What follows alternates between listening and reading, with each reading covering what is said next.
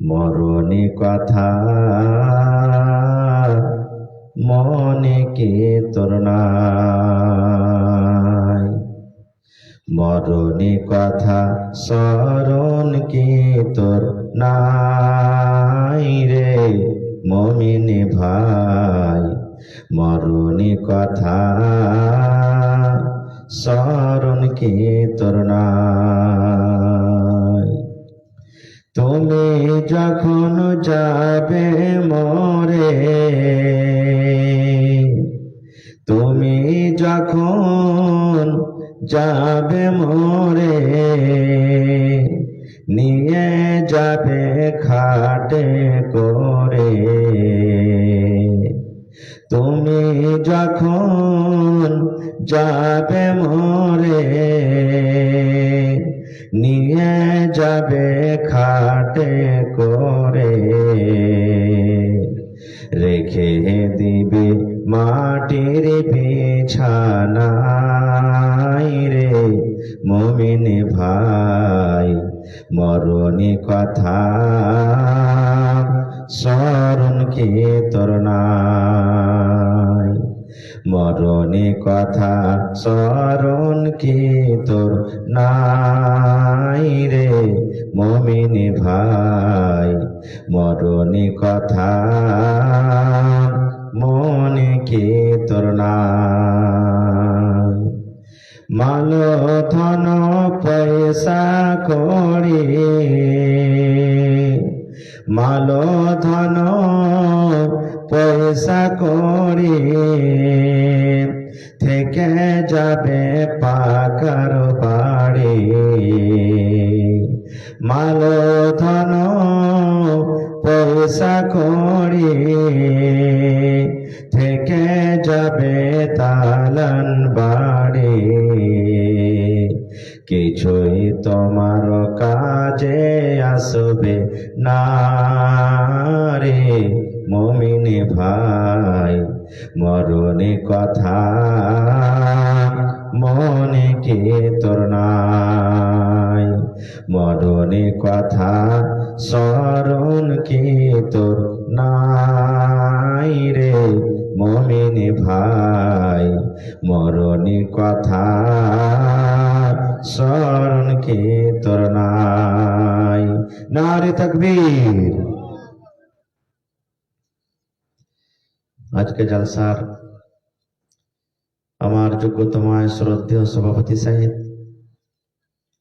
উপস্থিত উলামায়ে কেরাম, সামনে বসে থাকা ইসলাম দরদি দিন দরদি ভাই ও বাবাজিরা, পর্দানাসীন মায়েরা খালারা, সমস্ত তারিফ ও গুণগান সে মহান আল্লাহ তাবারাক ওয়া তাআলার জন্য, যে মহান আল্লাহ তাবারাক ওয়া তাআলা এই ঠান্ডার মৌসুমে নরম গরম বিছানাকে ত্যাগ করে এই পিন্ডালের তলাতে একত্রিত হয়ে বসে কিছু বলার শোনার তৌফিক দিয়েছেন।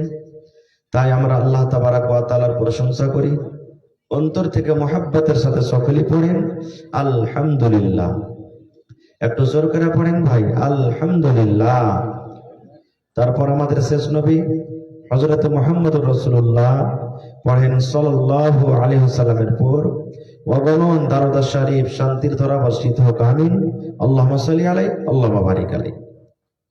ভাই মুসলমান, মোটামুটি 12টা পর্যন্ত আমি আপনাদের সামনে আছি।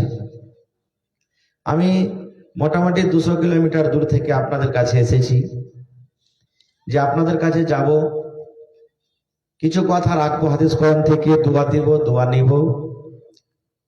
আমি যা বলবো যেন হাদিস কোরআন থেকে বলতে পারি, নিজ আমল করতে পারি। আল্লাহ যেন আপনাদেরকে তৌফিক দেন, আল্লাহুম্মা আমিন।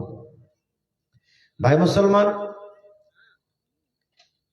আজকে আমি যে বিষয় নিয়ে আলোচনা করব সেটা হলো কোন মহিলারা জান্নাতের ভিতরে যাবেন। সাথে সময় যদি পাই আপনাদের জন্য একটা হাদিস বলবো, কোন ধরনের মেয়েকে আমাদেরকে বিয়ে করতে হবে, বা আল্লাহ রাসূল সাল্লাল্লাহু আলাইহি ওয়াসাল্লাম কোন ধরনের মেয়েকে বিয়ে করার জন্য তারজিহ দিয়েছেন, এ সম্পর্কে কিছু কথা রাখবো। ভাই আমার, আমরা মুসলমান,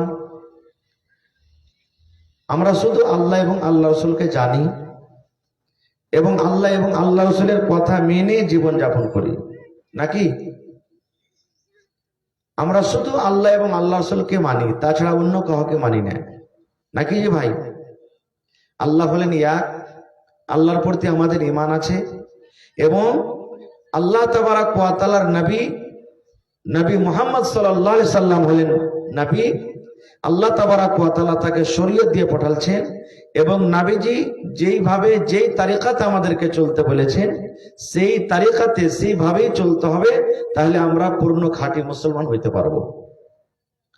চলাতে ফিরাতে, উঠাতে বসাতে, কথাতে খাওয়াতে, লেন দেন, বিজনেস তেজারত, মানুষের জীবন যাপন সবকিছুতেই কার তারিকা মতন আমাদেরকে জীবনটা কাটতে হবে? জোরে বলে, নবী মুহাম্মদ সাল্লাল্লাহু আলাইহি সাল্লামের তারিকা মতন। ভাই মুসলমান, আজকে আপনাদের এলাকাতে আশা করছি মনে হয় আছে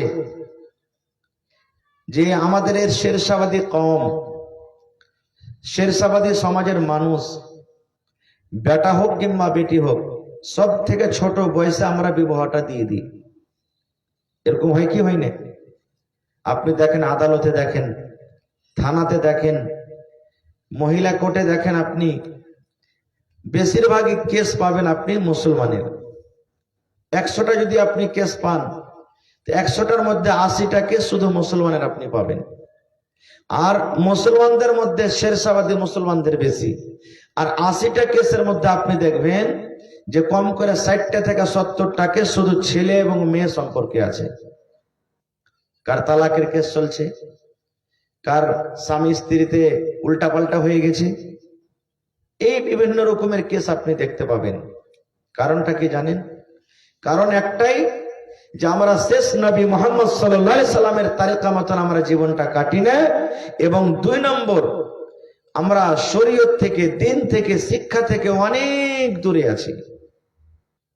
আমরা তো ছেলের বিবাহ দিয়ে দিই, কষা দিয়ে দুধ বের হয়েছে, ছেলেটা জানে না যে আমি স্ত্রীটাকে বাড়িতে নিয়ে আসবো, আমাকে কিভাবে চলতে হবে, আমার উপরে আমার স্ত্রী কি হক রয়েছে। স্ত্রীটা জানে না, বাবা মনে করছে ও 12-14 বছর হলো, বয়স হলো তো কি হলো, ভালো একটা ছেলে পেয়েছি, ভালো একটা ছেলে, ওর বাবার জমিন জায়গা আছে, মাল আছে, বাড়ি একটা সুন্দর আছে, আমি বিয়েটা দিয়ে দিই, মাথার ঝামেলাটা টেনশন শেষ হয়ে যাবে। এরকম ভাবে বাবা বিয়ে দিয়ে দেয়। কিন্তু বাবা প্রথমে নিজের মেয়েকে তালিম দেয় না যে বেটি রে, তুমি তো 2 বছর পর, 1 বছর পর, 6 মাস পর তুমি তোমার শ্বশুর বাড়িতে চলে যাবে, তো তোমার উপরে তোমার স্বামীর কি হক রয়েছে তুমি কি জানো? তোমার শ্বশুরের সাথে কিভাবে তোমাকে চলাফেরা করতে হবে, স্বামীর তোমাকে কিভাবে খেদমত করতে হবে, তোমার শাশুমার কিভাবে তোমাকে খেদমত করতে হবে, তুমি কি জানো রে মা? আমরা বলি না, শিখাবো করি না আমরা। এরকম হচ্ছে না, হয় না? আপনাদের এলাকাতে যখন বিয়ে হয় তখন লেনদেন হয়, গাড়ি ঘোড়া, টাকা পয়সা, সমস্ত জিনিস। জি, এতে তো আমরা নষ্ট হয়ে গেলাম ভাই, এতে নষ্ট হয়ে গেলাম মুসলমান। দেখবেন ছোট ছোট বাচ্চাদের আমরা বিবাহ দিয়ে দিই, 12 বছর, 14 বছর, 15 বছর, 16 বছর আমরা বয়সে বিবাহ দিয়ে দিই। আমাদের হিন্দুস্তানের আইন আপনারা জানছেন যে ছেলে 21 বছরকার আগে বিবাহ করতে পারবে না, জানছেন না? আর একটা মেয়ে কত? 18 বছর। 18 বছর ইমাম সাহেবকে লিখতে হবে এই ছেলের বয়স 21 বছর হয়েছে আর এই মেয়ের বয়স 18 বছর হয়েছে, লিখতে হবে তাকে। এটা হলো হিন্দুস্তানের আইন, কানুন। কিন্তু আমরা মানছি কি? আমরা মানি না ভাই। ভাই মুসলমান, একটা স্বামী স্ত্রীর জীবনটা কেমন হওয়া দরকার? কারণ যেই স্ত্রী, স্বামীটা খুব নেককার দিনদার, ওই স্ত্রীটার জন্য দুনিয়াটা হলো জান্নাত, স্বামীর বাড়িটা হলো জান্নাত। কারণ আমার আপনার স্ত্রী এক টাইম যদি না খেয়ে থাকে, কিন্তু যদি আপনার মহাব্বত ভালোবাসা পায়, তো আপনার এক টাইম না খেয়ে থাকাটাকে ভুলে যাবে, যাবে না? এই মতো একটা পুরুষ যদি একটা ভালো মনের মতন স্ত্রী পায়, ওর ব্যবহার, ওর চরিত্র যদি ভালো পায়, তাহলে ও যদি রিকশা চালিয়ে খায়, টোটো চালিয়ে খায়, আর স্ত্রীটা যদি ভালো দিনদার নেককার হয়, ফরমা বারদার হয়, তাহলে কিন্তু সারা দিনের খাস্তানা থাকাওয়াট সব দূর হয়ে যাবে, হবে না? কিন্তু একটা লোক 1,00,000 টাকা মাসে ইনকাম করছে, স্ত্রী নিয়ে জীবনে সুখ শান্তি পাই না, এই ধরনের মানুষ মনে করবে যে আল্লাহ আমি বাড়িতে কেন আসছি, এই ধরনের মেয়ে আল্লাহ তুমি আমার ভাগ্যে নসিবে কেন লিখেছো, আল্লাহ আমার বাড়ির থেকে আমার বিদেশে কিংবা দোকানে বাজারে থাকাটাই ভালো। আমার ভাই, আমার স্বামী স্ত্রী একটা এমনই জীবন, আমাকে কিভাবে আপনাকে কিভাবে চলতে হবে, সাহাবায়ে কেরামের জীবন দেখতে হবে, নবীর মেয়েরা কিভাবে নিজের স্বামীর সাথে চলেছেন তাদের জীবন দেখতে হবে, নবী মুহাম্মদ সাল্লাল্লাহু আলাইহি সাল্লাম নিজের বিবির সাথে কিভাবে জীবন যাপন করেছেন আমাদেরকে দেখতে হবে, আর ওই সমস্ত জেনে বুঝে আমাদেরকে জীবন কাটতে হবে। যেমন একটা হাদিস আপনাদের সামনে তুলে ধরছি। আল্লাহর নবী মুহাম্মদ সাল্লাল্লাহু আলাইহি সাল্লামের জামানাতে এক বাপ নিজের মেয়ের বিবাহ দেবে। এই হাদিসটাকে সহিহ তারগিব ওয়াত তারহিবে আল্লামা নাসিরউদ্দিন আলবানী রাহিমাহুল্লাহ সহিহ বলেছেন। বলছেন এক বাপ নিজের বেটির বিবাহ দেবে। ভালো করে শুনবেন মায়েরা, খালারা। এবার বেটি বলছে, আব্বু আমি বিয়ে করব না, আব্বু আমি বিয়ে করব না। বাপ চলে গেলেন নবী মুহাম্মদ সাল্লাল্লাহু আলাইহি সাল্লামের দরবারে। নবীকে বললেন, ইয়া রাসূলুল্লাহ, আমি আমার মেয়ের, আমার বেটির ভাবলাম আমি বিয়ে দিয়ে দিব, কিন্তু আমার বেটি ইনকার করছে, রাজি নেই, বিয়ে করবে না, হইলে একটু আপনি তাকে বুঝান। নবীজি বললেন, তোমার বেটিকে ডেকে আনো। চলে গেলেন, বেটিকে সাথে করে নবীর দরবারে হাজির হয়ে গেলেন। নবীজি বললেন, এরা আল্লাহর বান্দি, তোমার আব্বু তোমার বিয়ে দিবে আর তুমি ইনকার করছো, কারণটা কি একটু বলবে না রে মা? দেখেন নবীজির প্রশ্ন কি, তুমি কি বলবে না কি কারণে তুমি ইনকার করছো? তোমার আব্বু নাকি তোমার বিয়ে দিবে, কারণটা কি তুমি একটু বলবে না? এবার ওই আল্লাহর বান্দি তার মেয়ে কি বলছেন জানেন? সুবহানাল্লাহ, আল্লাহর নবী গো, আমার আব্বু জান আমার বিবাহ দিবেন, আমি ইনকার করেছি, আমি রাজি নাই, কিন্তু নবী গো একটা আমার প্রশ্ন আছে আপনার কাছে, আপনি দয়া করে আপনি আমাকে জানান। কি প্রশ্ন আছে? ওই আল্লাহর বন্দী বলছেন, নবী গো, ধরেন আমার বিয়ে হয়ে গেল, আমি শ্বশুরের বাড়ি চলে গেলাম, এবার আজ আমার স্বামী হবে, আমি যার বিবি হব, যে আমার স্বামী হবে, আমি শ্বশুরের বাড়ি যাওয়ার পর, আমার স্বামীর বাড়ি যাওয়ার পর আমার উপরে আমার স্বামীর কতটুকু হক রয়েছে আমি জানবো, তারপরে হ্যাঁ না কিছু বলবো।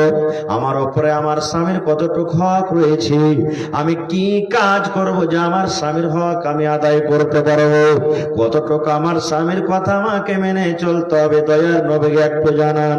এই ব্যাপারে আমার কোনো জ্ঞান নাই, এই ব্যাপারে আমি জানি না। আল্লাহর নবী গো, দয়া করে একটু আপনি বলেন আমার উপরে আমার স্বামীর কতটুকু হক রয়েছে। যতটি মা খালা বোনেরা এখানে আছেন, আমি যদি এই হাদিসটা এখন তাদেরকে সামনে রেখে প্রশ্ন করি, কতটি মা দিদিরা উত্তরটা দিতে পারবেন যে স্বামীর কতটুকু হক রয়েছে? এই মুসলমান ভাইরা শুনেন, এবার নবী আমার কি বললেন? নবী আমার বললেন, আল্লাহর বান্দিরি, শুধু নবী তাকে বললেন তা নয়, কিয়ামত পর্যন্ত যত মহিলারা আসবেন দুনিয়াতে সমস্ত মানুষের জন্য, মহিলাদের জন্য এই হাদিস। নবী আমার বললেন, আল্লাহর বান্দি, তোমার উপরে তোমার স্বামীর অতটুকু হক রয়েছে, তোমার উপরে তোমার স্বামীর অতটুকু হক রয়েছে। যদি তোমার স্বামীর গায়ে ফোট উঠে যায়, ফোট বোঝেন আপনারা, ফোট উঠে যায়, আর ওই ফোট পেকে গেছি, রক্ত বইছে, ফুট চইছি, এই মতো অবস্থাতে তোমার যদি স্বামী তোমাকে বলে, বিবিরে আমার এই রক্ত বইছে, এই আমার ফোট পেকে গেছে, বিবিরে তুমি আমার রক্তটাকে সাফ করে দাও। কে দিয়ে সাফ করে দাও? পানি দিয়ে নয়, কাপড় দিয়ে নয়, বেবিরে তুলা দিয়ে নয়, আল্লাহ রাব্বুল আমিন তোমাকে জিহ্বা দিয়েছে বিবিরে, এই জিহ্বা দিয়ে চেটে চেটে চেটে তুমি সাফ করে দাও। দয়ার নবী বলেছেন, হে আল্লাহর বান্দি, যদি তোমার স্বামী তোমাকে বলে এই আমার ফোঁট পেকে গেছে, রক্ত বইছে, ফোঁট চলছে, তুমি দিবে দিয়ে চেটে চেটে চেটে তুমি সাফ করে দাও। দয়ার নবী বলেছেন, মহিলা তুমি ইনকার করতে পাবে না, ইনকার করতে পাবে না গো, না স্বামী কাজ করতে পারবো না।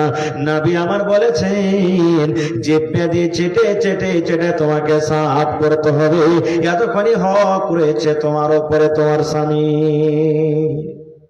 তাহলে এটা মনে করতে হবে না যে রক্তটাকে জিভে দিয়ে সাফ করতে আপনি বলবেন আর ও সাফ করবে। নবীর উদ্দেশ্য হলো, যদি যদি তোমার স্বামী এতখানি কাজ করতে বলে তোমাকে, তাহলে তোমাকে করতে হবে, তাহলে তার হক তাও আদা হবে না। খুব এতখানি তোমার উপরে তোমার স্বামীর হক রয়েছে। কিন্তু আজকে আমাদের অবস্থা কি, মা খালার অবস্থা কি? সুবহানাল্লাহ। যদি আমার কোনো ভাই হাট থেকে, বাজার থেকে, মাঠ থেকে, স্কুল থেকে, দোকান থেকে বাড়িতে আসে গরমের টাইম, আর যদি বিবিকে বলে, এই হালেমার মা পিপাসা লেগেছে, এক গ্লাস পানি দাও তো, এমন ঘুচা মেরা কথা বলবে যে ওর কোন গোটা দিনের পিপাসা শেষ হয়ে গেল। চোখ নেই তোমার, কপালে চোখ নেই, তুমি দেখতে পাও না, এই এক গ্লাস তুমি পানি নিয়ে খেতে পারবে না খো, এই ধরনের বিভিন্ন রকম কথা বলবে। বলে কি বলে না? এই মুসলমান মায়েরা খালারা শুনেন, আল্লাহ রাসূলের হাদিস, নবী বলেছেন, আরে মহিলা, তুমি ভাত রান্না করছো, তুমি চুলাতে বসে আছো, তুমি রুটি তৈরি করছো, তুমি রুটি বানাইছো, এই মতো অবস্থাতে তোমার স্বামী যদি বাড়িতে এসে তোমাকে ডাক দেয়, এ আব্দুল্লাহর মা, এ হালেমার মা, জায়েদার মা, তুমি আমার জন্য পানি নিয়ে এসো, আমার জন্য তুমি রুটি নিয়ে এসো, কিংবা ঘরের দিকে যদি তাকে তুমি আমার বিছানাতে এসো, আল্লাহ রাসূল বলেছেন, মহিলারে, তুমি হাত বাড়াইয়া দিয়েছো, রুটিটা তুমি উঠিয়ে নিবে, এতখানি পাঞ্জরে তুমি আছো, রুটিতে হাত বাড়িয়ে দিয়েছো, রুটি তোমার হয়ে গেছে, তুমি এখন রুটিটা উঠিয়ে নিবে। দয়ার নবী বলেছেন, মহিলা, তোমার স্বামীকে তুমি কথা বলতে পাবে না, স্বামী গো 5 মিনিট দাঁড়ান, স্বামী গো 2 মিনিট দাঁড়ান, এই যে রুটি হয়েছে, রুটিটা আমি উঠিয়ে নি। আল্লাহর নবী বলেছেন, মহিলা, তোমার রুটি জ্বলে যায়, তোমার রুটি পুড়ে যায়, তোমার রুটি ছাই হয়ে যায়, তুমি রুটি ছেড়ে তোমার স্বামীর কাছে তুমি চলে যাও, রুটি ছেড়ে তোমার স্বামীর কথাতে তুমি লাব্বাইক বলো, এতখানি হক রয়েছে তোমার উপরে তোমার স্বামীর। নারে তাকবীর। কিন্তু আমরা কতটুকু আমরা মায়েরা খালরা যত পয়সা আছেন আমরা মানি না কথা। শুধু তা নয়, নবীজির মেয়ে কলেজার টুকরা, নবীজি কিভাবে তার বিয়ে দিয়েছিলেন নিজের মেয়েকে। নবীজির 4 জন মেয়ে ছিলেন। সব থেকে ছোট মেয়ের নাম কি বলতে পারবেন আপনারা? জানেন না? আমি যদি এখানে প্রশ্ন করে দিই যে অমুক ফিল্মে কয়টা গান আছে, যে ভাই ফটফট করে বলে দিবেন। এই যে কিছুদিন আগে অমুক খেলাড়িটা কয়টা ছক্কা মেরেছিল, পট করে বলে দেবেন। কিন্তু সুবহানাল্লাহ, আমরা নবীর বেটিদের নাম জানি না। নবীজির সব থেকে কলেজার টুকরা ছোট মেয়ের নাম হলো ফাতেমা রাদিয়াল্লাহু তাআলা আনহা। ফাতেমার নিজের মায়ের নাম কি? খাদিজা রাদিয়াল্লাহু তাআলা আনহা। নবীজি খুব ভালোবাসতেন খাদিজাকে। আর যতদিন মা খাদিজা রাদিয়াল্লাহু তাআলা আনহা দুনিয়াতে বেঁচে ছিলেন, নবীজি দ্বিতীয় বিবাহ করেননি, এত ভালোবেসেছিলেন। আর আজকে আমাদের ভালোবাসা কি জানেন? বিবাহ করেন মানে নেই, শরীয়তে 4 জন স্ত্রীকে আপনি একসাথে রাখতে পাবেন, কিন্তু ইনসাফ বরাবর করে করতে হবে। কিন্তু যদি কেউ ডাবল বিবাহ এখানে করে থাকেন, তো মনে মনে ফের রাখিয়েন না। বেশিরভাগই দেখতে পাওয়া যায় যারা ডাবল বিবাহ করেছেন, প্রথমটা তার জন্য মনে হয় ভাঙড়ি হয়ে গেল, আর চলবে না, রিটায়ার মাল হয়ে গেল তার জন্য। ওকে আর দেখবে না কো, পিছনে যেটা বিবাহ করেছে ওকে দেখাশোনা, কাপড় হ্যান ত্যান সবকিছু ওকে করবে। জেনে রাখেন, আমার সৈয়দীয় শেখে মুহতারাম বসে আছেন, জিজ্ঞাসা করবেন নবীর হাদিস, যার ডাবল স্ত্রী আছে, একটাকে ভালোবাসে একটাকে বাসে না, একটাকে ভালো মহব্বত করে একটাকে করে না, কিয়ামতের দিন ওর ঘাড় খান্ডা টেড়া হয়ে যাবে আল্লাহর সামনে। আর সব দেখবে যে দেখ, আর 2টা স্ত্রী ছিল, একটাকে মহব্বত ভালোবেসেছে, একটাকে করেনি, তার কারণে এর ঘাড়টা টেড়া হয়ে গেছে। রাসূলের হাদিস এটা। তো ভাই আমার, নবীজি নিজের কলিজার টুকরা ফাতেমাকে কিভাবে তারবিয়ত দিয়েছেন, সহিহ হাদিস। একদিনকার ঘটনা, মা ফাতেমা রাদিয়াল্লাহু তাআলা আনহা, নবীজির কলিজার টুকরা মেয়ে, আব্বার বাড়ি এসেছেন কিছু চাইতে। আমার আপনার বেটিরা আব্বার কাছে চাহে না, আব্বা যে একটা মুরগি দেন, আব্বা একটা ছাগল দেন, আব্বা যে মোবাইল দেন, আব্বা যে আপনার জামাই এটা চেয়েছে, আব্বা যে আপনার জামাই ওইটা চেয়েছে, এ ধরনের চাহে কি চাহে না ভাই? হারা বলেন, চাহে কি চাহে না? চাহে। ভাই মুসলমান, এবারে ফাতেমা রাদিয়াল্লাহু তাআলা আনহা আব্বার কাছে এসেছেন কিছু চাইতে, কি? গোলাম। এবারে বাড়িতে ঢুকলেন। নবীজি ওই টাইম ওই সময়তে কিন্তু বাড়িতে নেই। বাড়িতে কে আছেন? নবীজির একজন স্ত্রী মা আয়েশা রাদিয়াল্লাহু তাআলা আনহা। এটা হলো ফাতেমার সতার মা। সতার মা বুঝেন তো? সতার মা। এবারে মা ফাতেমা বলছেন এসে, মা আব্বু বাড়িতে নেই। বলছেন, আরে বেটা তোমার আব্বা বাড়িতে নেই? বলছে, কোথায় গেছেন? বলছে, দাওয়াতের কামে, তাবলীগের কামে গেছেন, কখন আসবে জানা নেই। কি কথা বলো? মা ফাতেমা বলছেন যে না, আপু থাকলে বলতাম, বলবো না খো। এবারে মা ফাতেমা রাদিয়াল্লাহু তাআলা আনহা এই কথাটা বলার পর বাড়ির দিকে রওনা হয়ে গেলেন, বাড়ি চলে গেলেন। এই কথা আর জিজ্ঞাসা করলেন না বা মাকে বললেন না যে মা আব্বু বাড়িতে নাই, তো আমি আব্বুর জন্য একটু অপেক্ষা করি, আব্বু যখন আসবে তখন আব্বুর সাথে দেখা করব, তারপরে যাব। তখনই চলে গেলেন বাড়িতে। কেন চলে গেলেন জানেন মায়েরা? মা ফাতেমা দিনদার মেয়ে, নেককার মেয়ে, জানছিলেন আমি আব্বুর জন্য বসে থাকি, আমার স্বামী বাড়িতে আছেন, হয়তো আমার দরকার আছে, আমার স্বামীকে খেতে লাগবে, কাপড় লাগবে, পানি লাগবে, কখন আমার দরকার হয়ে যাবে, আমি না থাকলে আমার স্বামী হয়তো নারাজ হয়ে যাবে। এই জন্য তখনই চলে গেলেন নিজের স্বামীর বাড়িতে। আর এখনকার মা খালাদের অবস্থা কি জানেন? যদি নিজের স্বামীকে বলে, আব্দুল্লাহর বা আমার আব্বার মুখখানটা একটু দেখে আসে, যাবো আর আসবো, 1 ঘন্টার ভিতরে চলে আসবো, একদিন শেষ হয়ে যাবে, আসবে না। একদিন বলে যদি যাই, আচ্ছা যাচ্ছি, একটা দিন থাকবো, তারপর আমি চলে আসবো, 2 দিন 3 দিন না হলে আসবে না। এরকম হয় কি হয় না? সুবহানাল্লাহ। এ মায়েরা, খালারা, এবারে ফাতেমা রাদিয়াল্লাহু তাআলা আনহা বাড়ি ঘুরে চলে গেলেন। সন্ধ্যাবেলা তো নবীজি বাড়ি এলেন। আসার পর ফাতেমা বলছেন, কি জানেন? ইয়া রাসূলুল্লাহ, আপনার কলেজার টুকরা ফাতেমা আপনার সাথে দেখা করার জন্য এসেছিলেন। নবীজি কত ভালোবাসতেন বেটিকে, দেখেন। ওরে সুবহানাল্লাহ, নবী যখন দেখলেন আমার কলেজার টুকরা ফাতেমা আমার সাথে দেখা করার জন্য এসেছিল, দয়ার নবী ওই টাইমে ও সময়তে হাঁটতে হাঁটতে হাঁটতে মেয়ের সঙ্গে দেখা করার জন্য চলে গেলেন। এবার যাওয়ার পর দরজাতে ডাক দিয়েছেন, ফাতেমা ও আলী, তোমরা কি বাড়িতে আছো? হাদিসে আছে, আল্লাহর কোরআন বলছেন, নবীজি বলেছেন, যখন তুমি অন্য কোনো বাড়িতে ঢুকবে তুমি অনুমতি নিবে। কি বলে অনুমতি নিবে? আসসালামু আলাইকুম ওয়া রাহমাতুল্লাহ। দরজাতে দাঁড় হয়ে হয়ে তুমি বাড়ির লোককে সালাম করবে। এবার বাড়ির লোক যদি জবাব দেওয়ার পর বলেন, আব্দুর রহমান বাড়িতে চলে এসো, আব্দুল্লাহ তুমি বাড়িতে চলে এসো। আল্লাহর নবী বলেছেন, আল্লাহর কোরআন বলেন, উম্মত রে, তোমাকে যদি অনুমতি দেয় তুমি বাড়ির ভিতরে চলে যাও, আর যদি সালামের উত্তর না দেয় কিংবা যদি বাড়িতে ঢোকার অনুমতি না দেয়, তাহলে তুমি দরজা থেকে, বাড়ি থেকে তুমি ফিরে যাও। কিন্তু আমাদের অবস্থা কি? আমরা যে মুসলমান, হ্যাঁ, সালাম কালাম দূরের কথা, হবে বললাম বাড়িতে আছে, এই যে করতে করতে করতে করতে বাড়িতে ঢুকে গেলাম আমরা। মাইকম্যান ভাই আওয়াজ কেন ঘটালেন? জি ভাই, আওয়াজ ঘটায়েন না খুব। আমরা বাড়িতে ঢুকে যাই, সুবহানাল্লাহ। এবার নবীজি দরজা থেকে বলছেন, মা ফাতেমা তুমি আছো? জি আপু জানাচ্ছি। আল্লাহ রাসূল বললেন, ফাতেমা তোমরা কি বিছানায় শুতে গেছো নাকি? ফাতেমা বলছেন, আব্বু জান বিছানায় শুতে গেছি কিন্তু ঘুমাইনি। নবী বলছেন, আমার জামাই আলী কই? বলছে, আপনার জামাই আলী শুতে গেছে কিন্তু ঘুমাইনি। এবার নবী বললেন, ফাতেমা তোমরা শুতে থাকো রে মা, তোমরা শুতে থাকো, আমি ঘরের ভিতরে আসছি। এবারে ফাতেমা বলেন, বিছানার এক সাইডে আমি শুতে আছি, আর অন্য সাইডে আমার স্বামী আলী শুতে আছেন। দয়ার নবী ঘরের ভিতরে ঢুকলেন, আমাদের দুইজনের মধ্যখানে নবী বসে গেলেন। একদিকে আমি ফাতেমা, একদিকে আলী, দুজনের মধ্যখানে নবী আমার বসে গেলেন। ফাতেমা আরো বলেন, এত কাছে হয়ে আমার আব্বাজান বসলেন, এত কাছে হয়ে নবী বসলেন, আমার আব্বাজানের পাটা ঠান্ডা হয়ে আছে। আমি ফাতেমা আমার গায়ে লাগে আমি কিন্তু বুঝতে পারি এটা হলো আমার আব্বাজানের পা। এবার নবীজি বসে গেলেন দুজনের মধ্যখানে। বসার পর এবার বলছেন, কি ওরে আল্লাহ, এই মুসলমান ভাই শুনিন, এবারে নবীজি বলছেন, ফাতেমা আমি শুনেছি রে মা তুই আমার সাথে দেখা করার জন্য গিয়েছিলে। কি দরকারে গিয়েছিলে রে মা? কি তোমার প্রয়োজন ছিল, কি দরকার ছিল?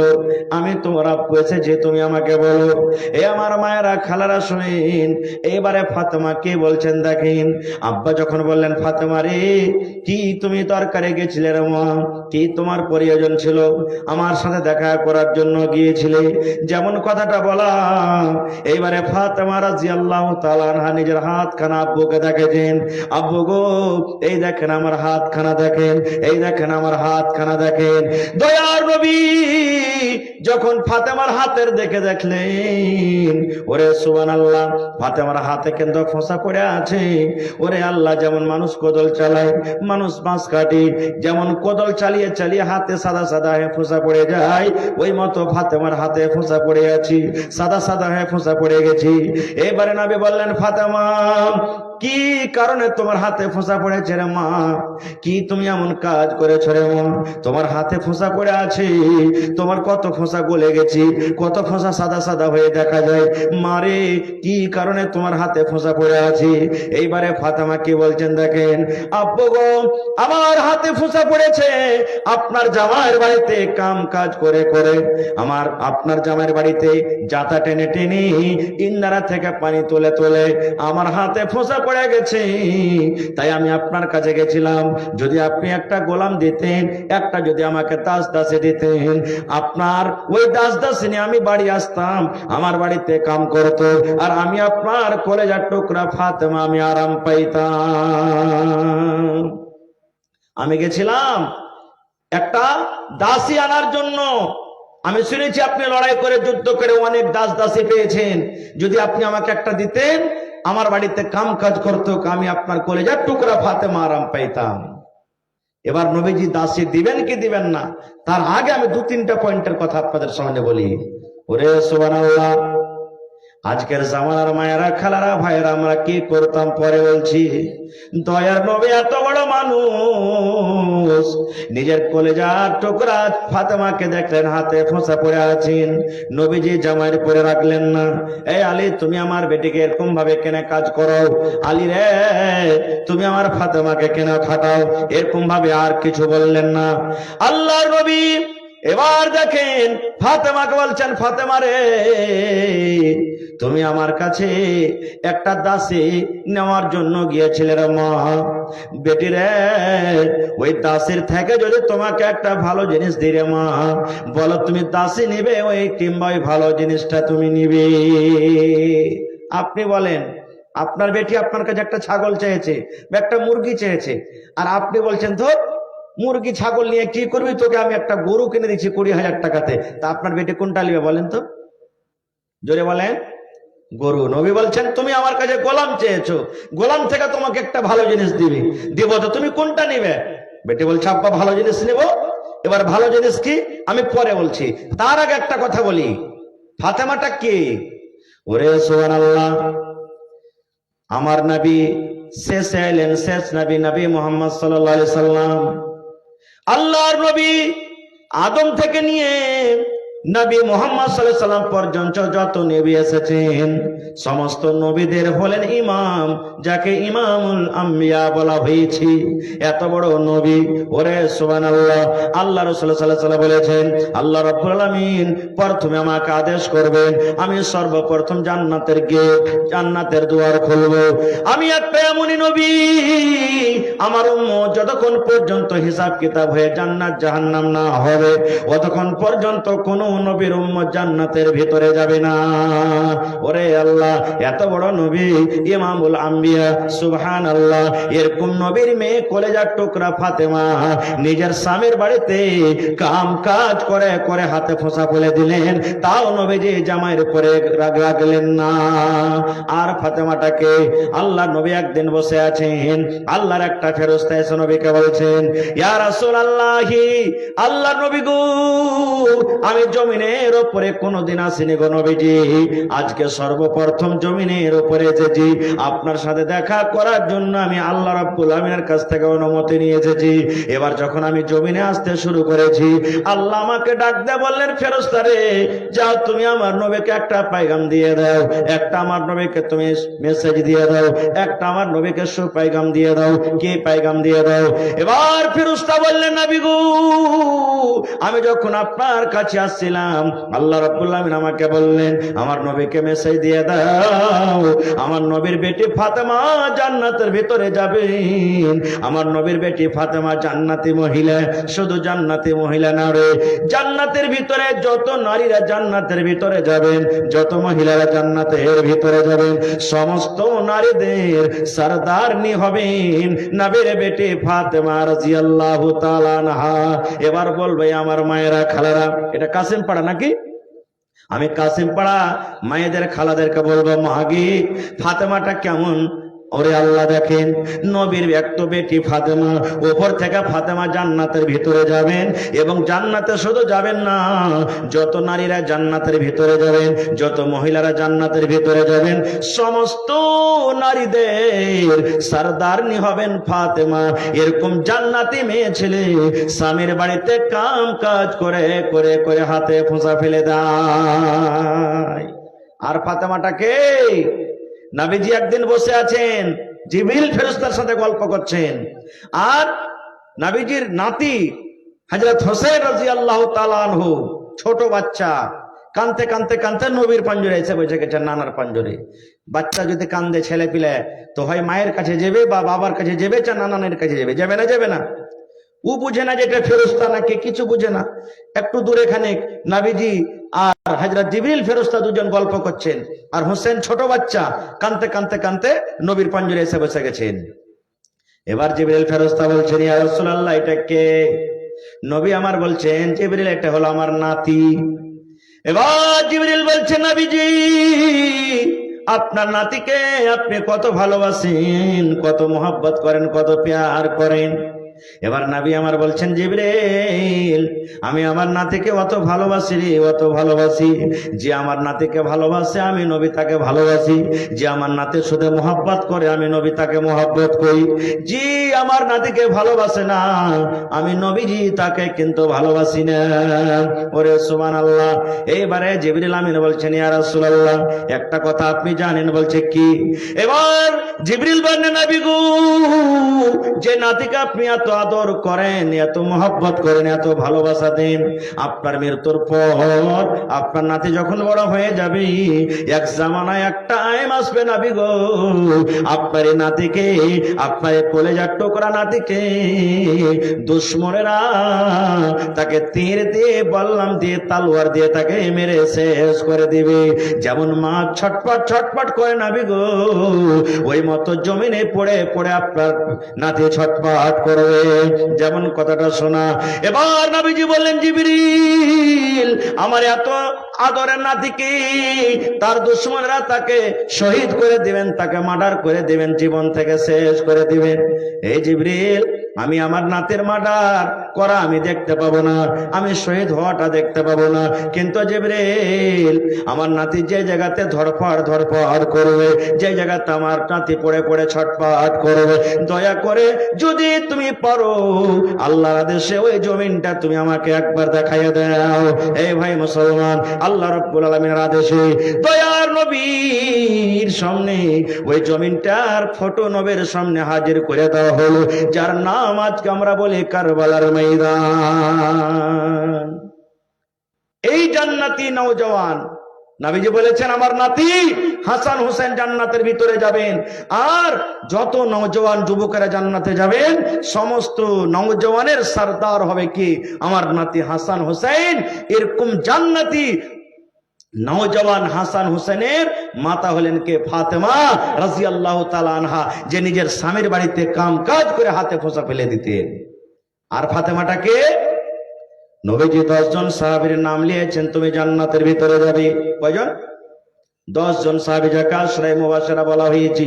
আব্দুর রহমান তুমি জান্নাতে যাইবা, সাদ তুমি জান্নাতে যাইবা, সাঈদ তুমি জান্নাতে যাইবা, উসমান তুমি জান্নাতে যাইবা, আবু বকর তুমি জান্নাতে যাইবা, উমর তুমি জান্নাতে যাইবা। এই করে করে নবীজি আলীকে বলছেন, আলী রে তুমি জান্নাতে যাইবা। আর আলী, হে আলী তুমি জান্নাতের ভিতরে যাইবা। দুনিয়াতে সার্টিফিকেট পেয়ে গেছেন, দুনিয়াতে সার্টিফিকেট পেয়ে গেছেন, দুনিয়াতে খুশখবরি পেয়েছেন, আলী তুমি জান্নাতে যাইবা।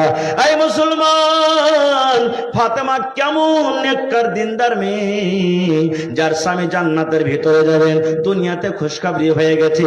এরকম জান্নাতি মানুষের স্ত্রী হলেন ফাতেমা, যে নিজের স্বামীর বাড়িতে কাম কাজ করে করে হাতে খোঁচা ফেলে দিতেন। আজকে আমাদের অবস্থা কি জানেন? কত ভাই এমন আছেন বুঝে কথা, মা কত আছেন বুঝে বেটিকে বুঝায়, আর কত মা খালে এমন আছেন যদি খালি ফোন করে দেয়, মা গে কি হয়েছে রে বেটা, ই মিনসার বাড়িতে আর থাকতে পারবো গে মা, ই হদমার বাড়িতে আর চলতে পারবো না, কি হয়েছে রে বেটা, আর জি করে না, এর বাড়িতে থাকতে, মরার বাড়িতে আর জি করে না। কত মা কি করবে, ঠিক আছে তুই কোন রকম চলে আয় বাড়িতে। বাড়িতে এসেছে, 10 দিন পর ফোন করেছে যে তোমাকে আনতে আসছি জি। মাকে বলছে, মা গে তোর জামাই আনতে আসতে চাইছে। বলছে মরার বেটাকে ডাক না। এবার ডেকেছে, 3-4টা লোক, হাট্টা লোককে ফিট করে রেখেছে। আর যেমনই বাড়িতে এসেছে ওই লোকগুলাকে বলছে একে ধরে খুঁটিতে বান। 4 লাখ টাকা দিয়েছি, 3 লাখ টাকা খরচ হয়েছে, মরার বেটা মরা, 5টা লোককে ডাক, 7 লক্ষ টাকা দিয়ে তালাক করে আমার বাড়ি থেকে তুই চলে যা। এরকম হয়েছে কি হয়নি? জোরে বলেন হয়েছে কি হয় না? সুবহানাল্লাহ। মাকে একটা আপনাকে কি করতে হবে, লক্কল করতে হবে, আপনাকে বুদ্ধি দিমাগ লাগিয়ে কাজ করতে হবে। যদি এই ধরনের আপনি কাজ করতে পারেন তাহলে অরিজিনাল আসল মা আপনি হইতে পারবেন। মানুষেরা বলে যে মহিলাদের 36টা বেলে কল্লা হয়। কয়টা কল্লা? কোন কেতাবে লেখা নাই ভাই, কিন্তু মা খাল্লা ফেরে মনে মনে রেগে না যায়। হ্যাঁ 36টা বেলে কল্লা হয়। তা আমি একটা কল্লা বলছি। কি? এক বেটি বলছে মাকে, মা আমার 2-4-6 মাস বিয়ে হয়েছে, পরে বলছে মা তোর জামাইয়ের বাড়ি তার চলতে পারবো না গে মা। মা বলছে কেন রে বেটি কি হয়েছে? বলছে তোর জামাই যেমন থেকে আসছে, রাগছে, গাইল দিচ্ছে, মারছে, পিটছে, ভালো করে খাইতে দেয় না, পিনতে দেয় না, মোহাব্বত ভালোবাসা দেয় না, এই জন্য আমি তার বাড়িতে থাকতে পারবো না। কি করবি? তালাক নিয়ে নেব। বেটি বলছে তালাক নিয়ে নেব। মা কত সুবহানাল্লাহ, দেখেন হুঁশিয়ার। মা বলছেন বেটি এক কাজ কর, তুই যদি এখন ডাইরেক্ট তালাক নিয়ে নিস যে আমি তোমার বাড়িতে থাকবো না, তালাক নিয়ে নিব, তো হয়তো টাকা পয়সা পাবি না। পাইবে কি? আপনাকে দেখে বিচার হয় যে মেয়ে বলছে আমি ভাত খাবো না, তো ওকে তো টাকা বেশি দিবে না, দিবে না বেশি। আর ছেলেটাও ডরে তালাক দিবে না যে ওকে বেশি টাকা লাগবে, তখন ও মারবে, পিটবে, গাল দিবে, তখন ও নিজের মনে তালাকটা নিয়ে চলে যাবে। তো বলছে এক কাজ কর বেটি, তোকে আমি একটা চুরান দিচ্ছি। চুরান বুঝেন তো? ফাঁকি, ফাঁকি ওষুধ, ফাঁকি ওষুধ। আমরা চুরান বলি, ফাঁকি বলি, আপনারা কি বলেন? ফাঁকি। বলছে তোকে ফাঁকি দিচ্ছি একটা ডাব্বাতে করে, আর ওয়াতি আমি জহার মিলিয়ে দিচ্ছি, 20 জহার মিলিয়ে দিচ্ছি। আর যখন যখন তোর স্বামী খেতে বসবে 1 চামচ করে ওর খাবারে মিলিয়ে দিবি তুই জহারটাকে। কিন্তু হ্যাঁ বেটি শোন, যখন তুই ওকে খেতে দিবি তো তোর স্বামী তোর উপরে শক না করতে পারে যে আমার স্ত্রী আমাকে জহার খাওয়াই। একটু একটু একটু একটু করে খাওয়াইতে খাওয়াইতে ওর গোটা গায়ে যখন জহারটা লেগে যাবে, তখন ঠিক দুনিয়া থেকেও চলে যাবে, তুই আজাদ হয়ে যাবি। তুই এরকম কাজ কর রে মা। কিন্তু শোন বেটি রে, জামাইয়ের বাড়িতে তুই যতদিন থাকবি রে মা, কোনদিন যেন তোমার ওপরে জামাই রাগ না করে, আর জামাইয়ের পরে তুমি রাগ করিও না। জামাইকে তুমি ভালো মনে খেতে দিবি, ভালো মনে পিনতে দিবি, ভালো মনে তার খেদমত করবে, ভালো মনে হাসে মুখে কথা বলবে। তোমার ওপরে যেন জামাই বাবুর কোনো শখ না হয়, সন্দেহ না হয়, রাগ নয়, গোসা হয়।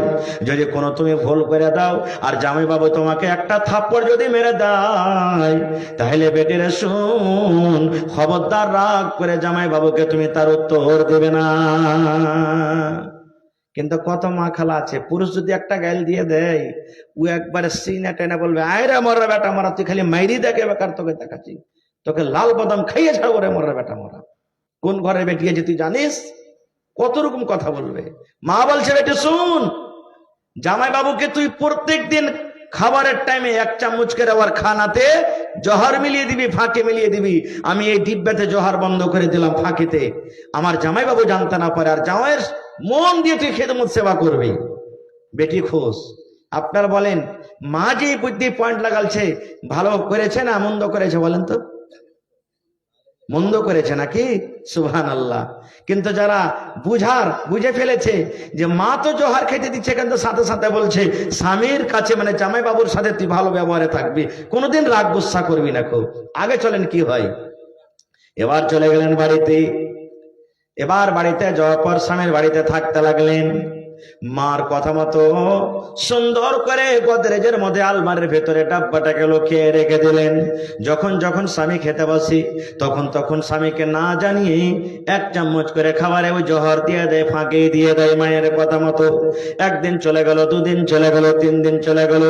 এবার ভালোবাসা স্বামী অফিস থেকে আসে, কত আদর করে স্বামীকে খেতে দেয়। মাঠ থেকে আসে কত আদর করে দেয়, বাজার থেকে আসে কত সুন্দর করে খেতে দেয়। এবার তার স্বামী মনে মনে বলে, আল্লাহ রে, আমার বিবির বুদ্ধি তো বদলে গেছে। যে বিবি কোনোদিন আমাকে আদর করত না, যে বিবি কোনোদিন আমার খেদমত করত না, যে বিবি আমার সাথে ঝ্যানম্যান করত, যে বিবি আমার দুটা কথা ভালোভাবে শুনত না, আজকে দেখছি কয়েকদিন থেকেই আমার সাথে এত সুন্দর ব্যবহার করে না। আমার বিবির মনে হয় মেজাজ বদলে গেছি। এবার বলেন বন্ধুরে, যে স্ত্রী নিজের স্বামীর সাথে ভালো ব্যবহার করবে, ওই স্ত্রীর সাথে তার স্বামী ভালো ব্যবহার করবে কি করবে না? বলেন করবে। সুবহানাল্লাহ। এবার স্বামী স্ত্রীর মহব্বত বেড়ে গেল, আস্তে আস্তে বেড়ে গেল, বেড়ে যায়। আপনারও বলি বন্ধুরে, স্বামী স্ত্রীর মহব্বত ভালোবাসা এমন যেমন ভালোবাসা নবী মুহাম্মদ সাল্লাল্লাহু আলাইহি ওয়াসাল্লাম করেছেন। মা আয়েশা বলেন নবীর ভালোবাসা কেমন দেখেন। মা আয়েশা বলেন, আমি নবীর পাঞ্জরে বসে আছি, নবীর আমার পাঞ্জরে বসে আছেন।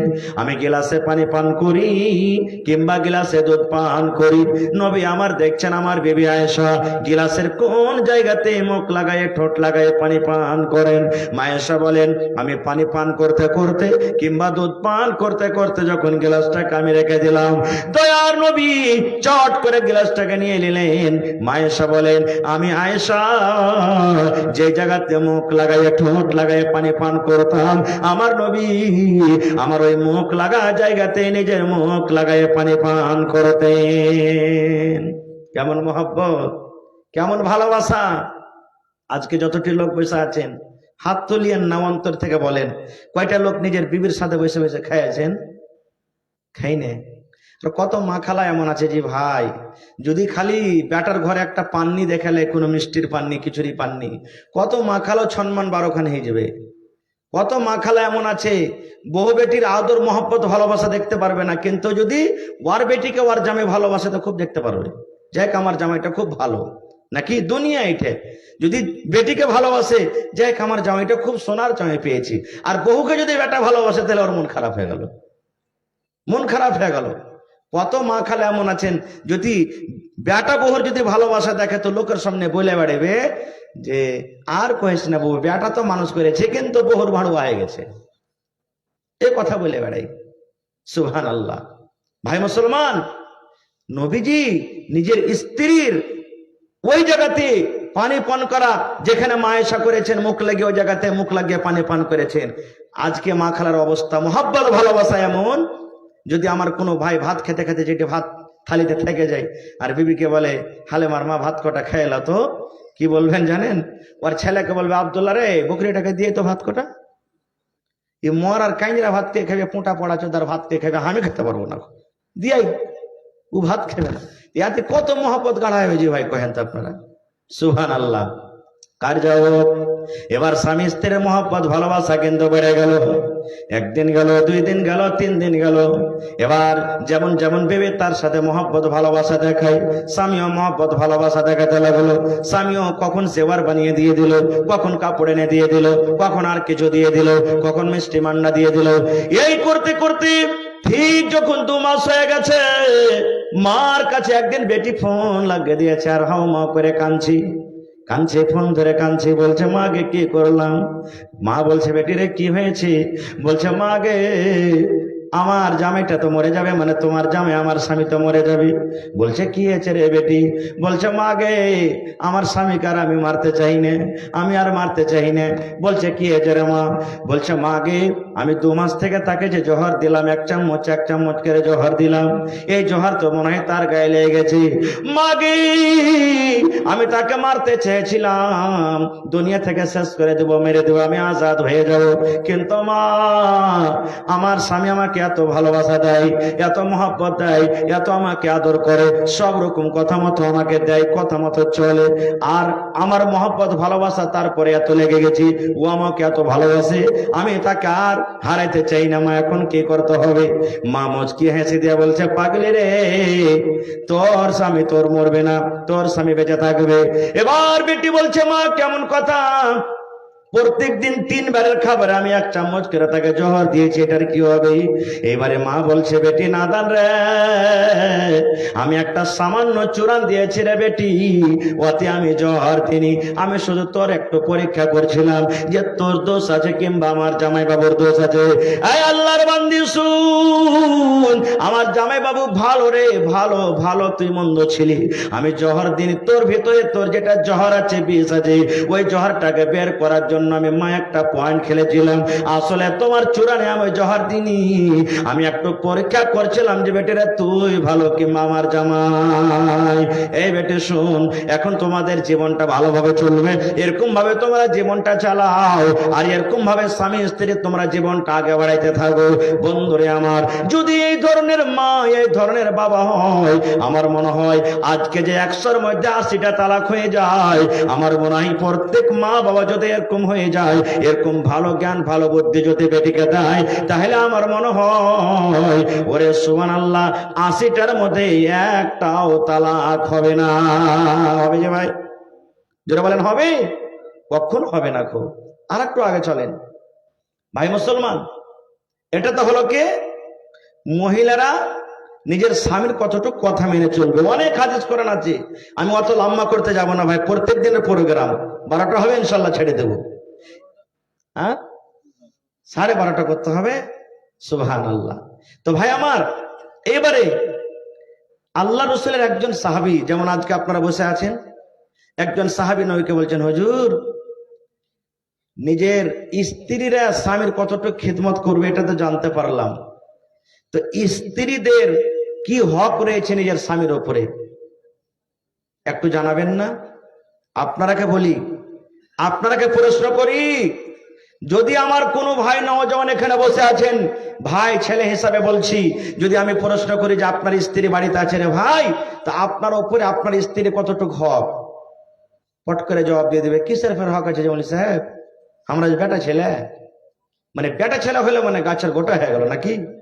জেনে রাখেন, আল্লাহ রসুল বলেছেন, নমাজ রোজাতে যদি কমি কমতা হয়ে যায়, আল্লাহ তাবারাক ওয়া তাআলা হয়তো মাফ করে দিবেন, কিন্তু এক অপরের হক যদি কমি কমতা হয়ে যায় আর মাফামাফি দুনিয়াতে না হয়, তাহলে আল্লাহ তাবারাক ওয়া তাআলা এটাকে মাফ করবেন না।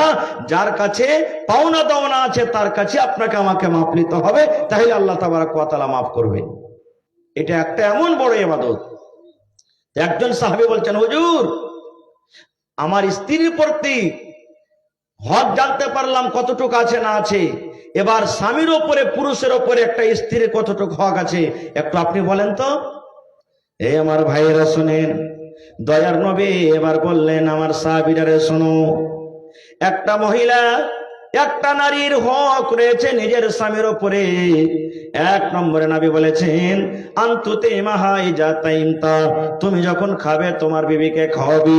2 নম্বরে নবী বললেন, ওয়া তাকসুহাই জাকতাসাইতা, যখন তুমি পড়বে তোমার বিবিকে পড়াবে। ওয়ালা তাজরিবিল ওয়াজহা, এবং রাগ করে তোমার বিবির গালে চেহারাতে মারবে না, এবং রাগ করে তোমার স্ত্রীকে বাড়ি থেকে ধাক্কা দিয়ে বের করে দিবে না। 4খানা কারণ বললেন। 1 নম্বরে নবী বলেছেন, উম্মত, তুমি যা খাবে তোমার বিবিকে তুমি খাওয়াবে। আনতুতে মাহাই জাতাইমতা, তুমি যখন খাবে তোমার বিবিকে খাওয়াবে।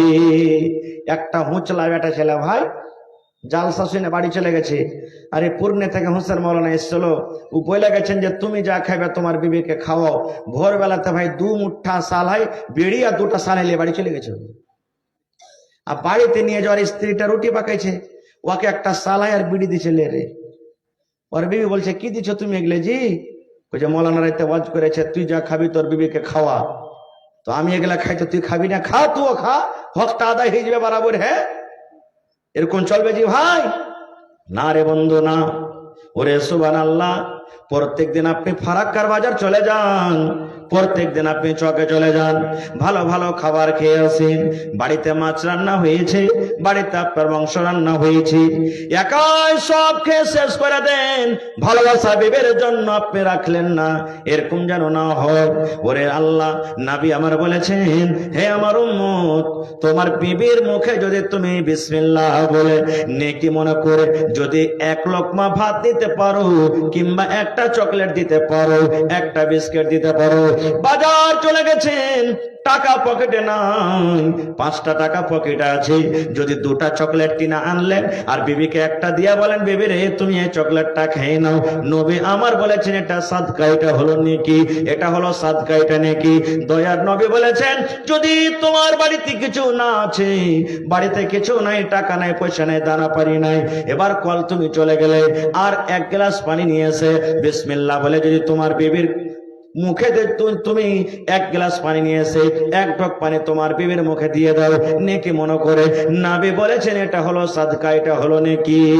ওরে সুবহানাল্লাহ, আল্লাহ রাসূল বলেছেন উম্মত তুমি যখন খাবে তোমার বিবিকে খাওয়াবে, আর মানে হলো বাড়িতে ভালো মন্দ তরকারি হয়েছে, তুমি একা খেয়ে সাফ করে দিও না, তোমার বিবির জন্য তুমি বাঁচিয়ে রাখো।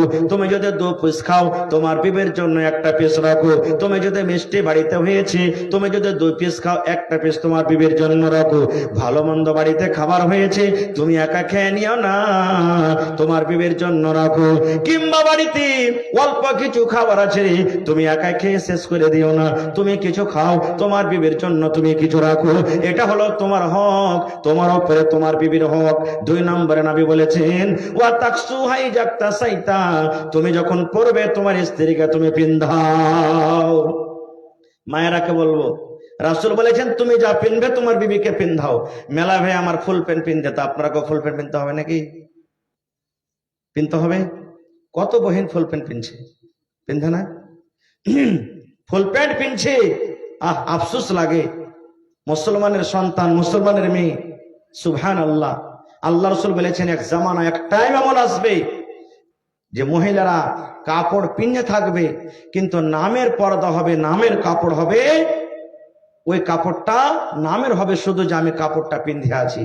ঠিক সেই জামানা, সেই টাইম এখন চলে এসেছে ভাই। মায়েরা খালারা দেখেন এমন পাতলা পাতলা শাড়ি, পাতলা কাপড় পরবে। আমার বোনেরা দিদিরাকে দেখেন, মার্কেটে যাবে, কলেজে যাবে, পড়ালেখা করতে যাবে, কে প্যান্ট পরে যাবে, কে শার্ট পরে যাবে, কে টি শার্ট পরে যাবে, এর নাম পর্দা নয়, এগুলা কাপড় পরা না পরা বাড়াবো। রাসূল বলেছেন তুমি যা পিনবে তোমার বিবিকে পিন্ধাও। এর মানে কি হলো? মুসলমান এখন ঠান্ডার সময়, জাড়ের সময়, যেন আপনার পায়ে ঠান্ডা না লাগে যায়, আপনি পায়ে জুতা পিনবেন, পায়ে মোজা পিনবেন, সুন্দর একটা জ্যাকেট গায়ে দিবেন, কানে একটা মফলার লাগাবেন, ট্রাউজার আপনি পিনবেন। আপনার ভালোবাসা স্ত্রী বাড়িতে আছে, আপনার ভালোবাসা স্ত্রী বাড়িতে আছে, এই ঠান্ডার সময়তে তাকে জুতা কিনে দিতে হবে, একটা ট্রাউজার কিনে দিতে হবে, তার কাপড় যেটা পোশাক আছে তাকে সুন্দরভাবে একটা সোয়েটার কিনে দিতে হবে। যেমন আপনি জানছেন আমি যেন ঠান্ডা থেকে বেঁচে থাকি, গরম থেকে বেঁচে থাকি, গরমের জন্য গরমের কাপড় পিনদেন, ঠান্ডার জন্য ঠান্ডার কাপড় পিনদেন। আপনার লুঙ্গির দরকার হলে আপনি লুঙ্গি কিনে আনছেন, আপনার প্যান্টের দরকার হলে প্যান্ট কিনে আনছেন, শার্টের দরকার হলে আপনি শার্ট কিনে আনছেন, গাঞ্জির দরকার হলে গাঞ্জির কিনে আনছেন, আপনার যদি অন্য অন্য আরো চাপ্পালের দরকার হয় চাপ্পাল কিনে আনছেন। মুসলমান, নবী বলেছেন উম্মত তোমার বিবির যেগুলা কাপড় ওর দরকার হতে গেলে দরকার মতো তাকে কাপড় দিতে হবে। ওরে আল্লাহ, কত ভাই এমন আছেন ভালো ভালো নিজের নিজের পরবে কিন্তু বিবিকে ভালো মতন কাপড় দিবে না, বিবিকে ভালো মতো কাপড় দিবে না, বিবিকে ভালো মতন খাবার দিবে না। কত আমার নওজওয়ান, কত আমার নানা ভাই এমন আছেন বিয়ে করার পর বিবিকে ভালো মতো কাপড় দিবে না, নিজে কিনে কিনে দিবে না। কত ভাই এমন আছেন যখন কাপড়টা ছেড়ে যাবে বিবিকে বলবে তুমি তোমার বাবার বাড়িতে চলে যাও, বাবার বাড়ি থেকে তুমি শাড়ি কিনে আনো, বাবার বাড়ি থেকে তুমি ব্লাউজ নিয়ে এসো, বাবার বাবার বাড়ি থেকে তুমি চাপ্পা নিয়ে এসো। ওই যদি মা ওই বোন বাবার বাড়ি যদি কাপড় আনতে না যায়, কত ভাই এমন আছে তাকে জুতার বাড়ি লাঠির বাড়ি দিয়ে তাকে পিটাই করে। করে কি করে না? যারা বলেন করে কি করে না? আমার মৌলানা বসে আছেন, জিজ্ঞাসা করবেন। যখন ইমাম সাহেব যখন বিবাহ পড়ায়, তখন ছেলেটাকে বলে অমুক লোকের মেয়ের সাথে তোমার বিবাহ দিচ্ছি, এতই টাকা ধার্য, নগদ মোহর, গাওয়াহানের সামনে তুমি তাকে স্ত্রী বলে কবুল করো। এ ধরনের বিবাহ পড়াই কবুল করেছেন না করেনি? যারা বিবাহ করেছেন 3 বার করে পড়ায় নাকি? 3 বার পড়াই বা একবারই পড়াই? কেনে পড়াই জানেন? কোনদিন ভাবা চিন্তা করেছেন? কবুল করলেন, কাকে কবুল করলেন? কোন জিনিসটাকে কবুল করলেন আপনি? কবুলের মতলব কি? একটা মেয়ে ছেলেকে কবুল পড়াই তাকে আপনার এলাকাতে পড়াই না? শুধু ছেলেটাকে বলে কবুল করো, ছেলেটাকে। আর মেয়েটাকে কি বলে? দেখো অমুক গ্রামের ছেলে বিবাহ করতে এসেছে, এতই টাকা মোহর, তুমি রাজি আছো? এটা বলে না? আর ছেলে বলে কি তুমি কবুল করো। তাকে কবুল কেন করাই না? এই জন্য কবুল করাই না, ছেলেটা বলবে কবুল আর মেয়েটা করবে ইজাব। মেয়েটা করবে ইজাব, রাজি হয়ে যাবে। এই জন্য একটা মেয়ে ছেলে নিজের স্বামীকে খেটা খাওয়াবে না? না খাওয়াবে? যারা বলেন খেটা খাওয়াবে না। একটা স্ত্রী নিজের স্বামীকে খেটা খাওয়াবে না। একটা স্ত্রী নিজের স্বামীর জন্য মার্কেট যাবে না। একটা স্ত্রী নিজের স্বামীর জন্য মাঠে কাজ কাম করতে যাবে না। যাবে কে? তার পুরুষটা যাবে। যাবে কে? তার স্বামী যাবে। কবুল করেছে। কবুল মানে কি? কবুল মানে হলো বন্ধুরে, এটা হলো শরীয়ত, এটা হলো দ্বীন, এটা হলো নবীর ফরমান। কবুল মানে হলো ছেলেটা কবুল করছে, আমি এতটি মানুষের সামনে আমি হালেমাকে কবুল করলাম, আমি জায়েদাকে কবুল করলাম, আমি আসিয়াকে কবুল করলাম। কবুলের মানে হলো আজ থেকে আমার স্ত্রীটার বয়স 18 বছর 19 বছর হয়ে গেছে, ইয়ার দেখাশোনা, ইয়ার লালন পালন, ইয়ার ডাক্তারে পয়সা, ইয়ার কাপড় ধরি, ইয়ার খাবার দাবার কে করেছে? তার আব্বা করেছে, তার বড় ভাই করেছে, তার চাকা করেছে। এখন আমি কবুল করে নিলাম। কবুল করলাম মানে আজ থেকে নিয়ে যতদিন আমি দুনিয়াতে বাঁচবো, এটা হলো আমার স্ত্রী। একে যতদিন কাপড় লাগবে আমি দিব, একে যত খাবার লাগবে আমি দিব, এর ডাক্তারের খরচ আমি দিব, একে যত বাড়ি লাগবে আমি দিব, যা কিছু একটা মহিলার দরকার আমি সব এক এক করে পূর্ণ করব। ইয়ার মানে হলো কি কবুল। কত ভাই এমন আছেন বিবিটাকে মারে, চুল ধরে ধরে মারে, লাঠি নিয়ে নে, বারে তোর বাপকে বল যে আমাকে একটা ফোন কিনে দিবে, মোবাইল কিনে দিবে। দুনিয়ার মানুষ মোবাইল বাপের বাড়ি থেকে আনতে পারছে, তুই আনতে পারবি না? খো দুনিয়ার মানুষ দেখ গদরেজ আনছে, শর্টকেস আসছে, এই পালং নিয়ে আসছে, এই নিয়ে আসছে, ওই নিয়ে আসছে, তুই তোর বাপের বাড়ি থেকে নিয়ে আসতে পারবি না? আমার নওজোয়ান যুবককে বলবো, এরকম কাজ যদি কোনো ভাই করে থাকেন বা করেন, তওবা করিলেন, এরকম কাজ আমাদেরকে করতে হবে না।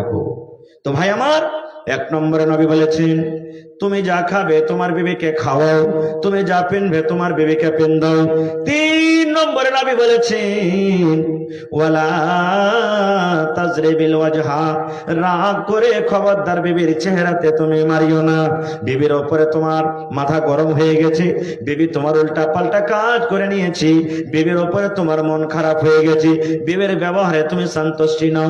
নবী আমার বলেছেন তোমার যদি মারার দরকার থাকে রে, আদবের মায়ের মারো, কিন্তু আদবের মায়ের মারতে গেলে তুমি অন্য অন্য জায়গাতে মারো।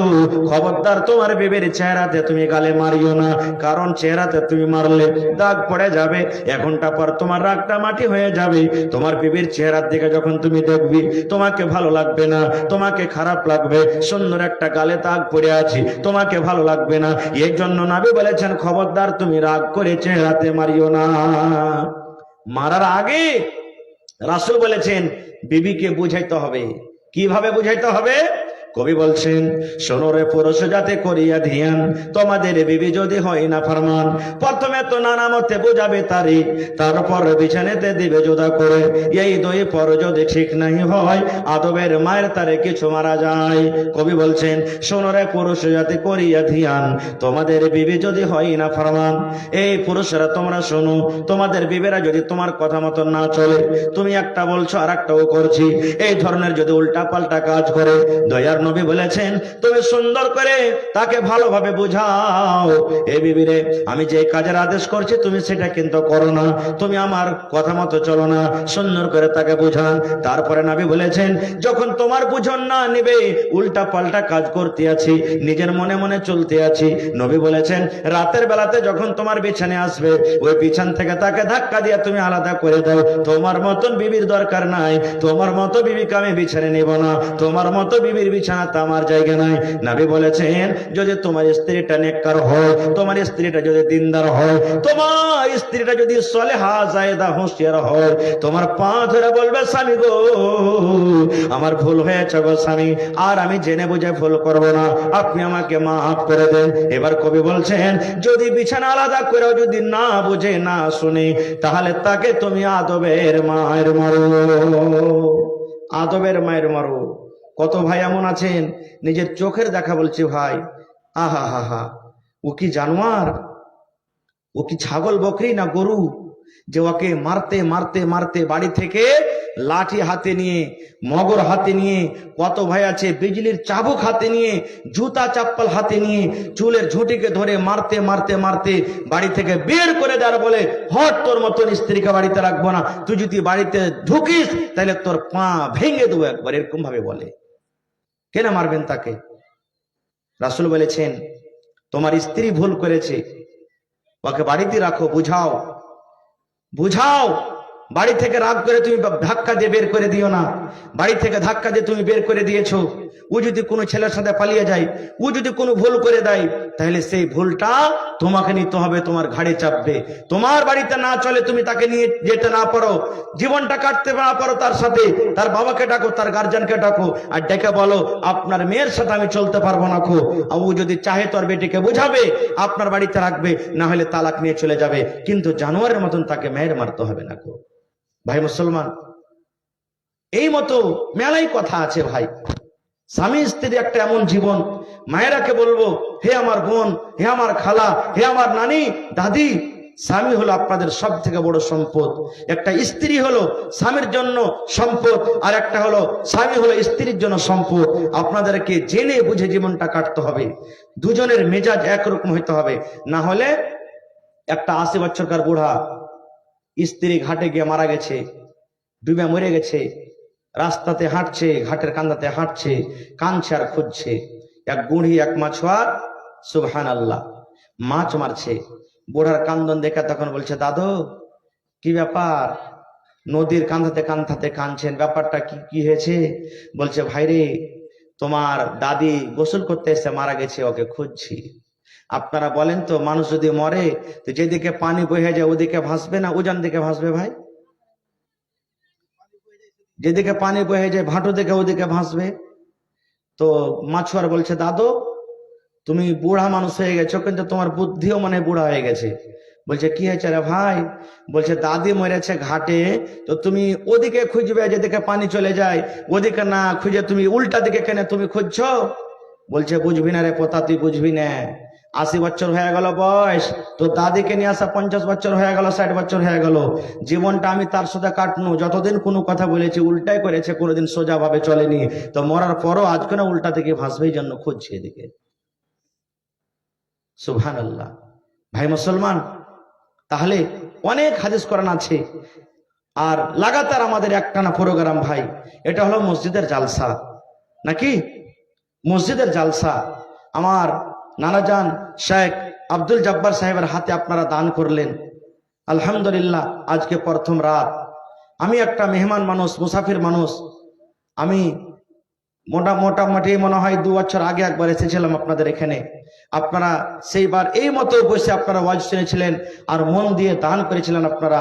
আমি 10 মিনিট আপনাদের সামনে আছি, 10 মিনিটে ভাই আমি ইমাম সাহেবকে জিজ্ঞাসা করলাম, আমার নানাজান সাদ্দাম হোসেনকে, বললেন মৌলানা 6টা পাংখার দরকার আছে।